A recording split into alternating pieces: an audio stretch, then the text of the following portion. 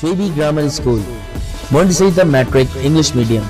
खूबसूरत, आरामदाह और पूरा साइज मोंटेसरी क्लासरूम में आपके नन्हे मुन्ने बच्चों को निहायत प्यार और शफ़क़त के साथ दौर जदीद के तकाज़ों के मुताबिक ऑडियो, वीडियो और जदीद मटेरियल के जरिए तालीम दी जाती है। प्राइमरी और सेकेंडरी क्लासों में बच्चों की स्किल को बेहतर बनाने के लिए report writing classes, newspaper classes,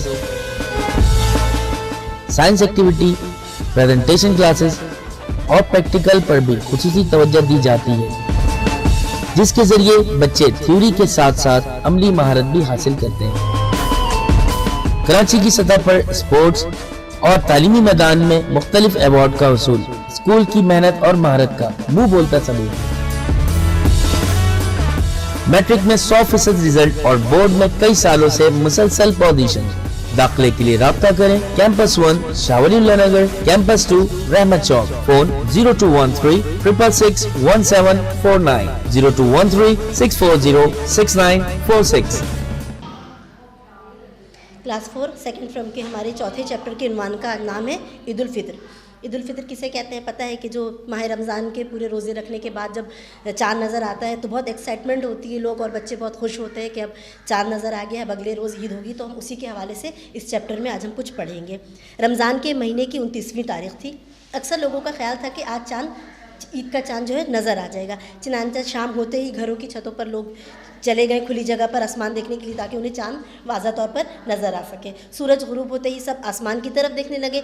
थोड़ी देर बाद ही वो जब पता है कि पटाखे वगैरह छूटने लगते हैं, जब चाँद नज़र आ जाता है तो फिर वो पटाखे की आवाज़ आई तो हर तरफ यही आवाज़ आने लगी कि चाँद नज़र आ गया, चाँद नज़र आ गया, अब कल ईद होगी।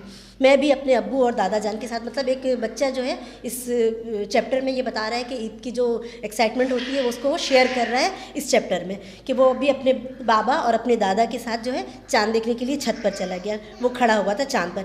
इतने में अब्बू की आवाज़ आई, वो देखो चाँद नज़र आ गया।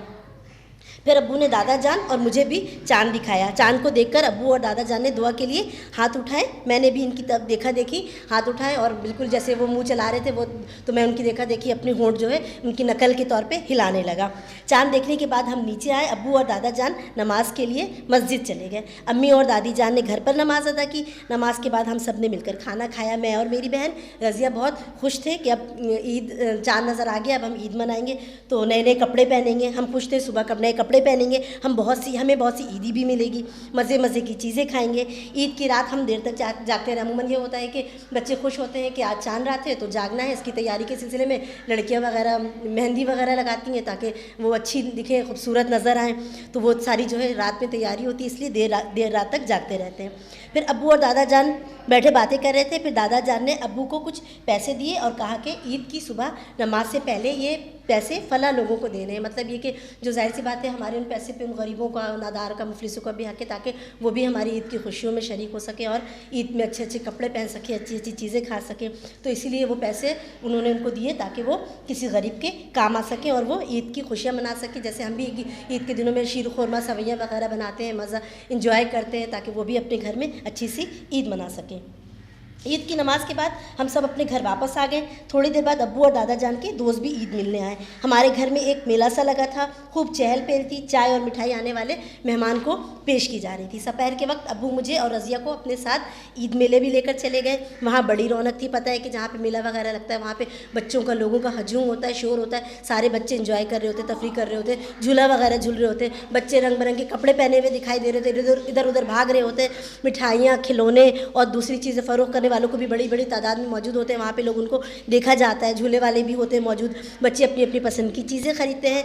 हमने भी अपनी पसंद की बहुत सी चीज़ें ख़रीदी। शाम तक मेले में घूमते फिरते रहे। शाम को घर वापस आ गए। रात को सोने से पहले मेरी बहन रज़िया ने कहा, भाई आज का दिन कितना अच्छा था, सब ने इतने अच्छे अच्छे कपड़े पहने हुए थे, हर कोई खुश नज़र आ रहा था, क्या हम हर रोज़ इस तरह खुश नहीं रह सकते?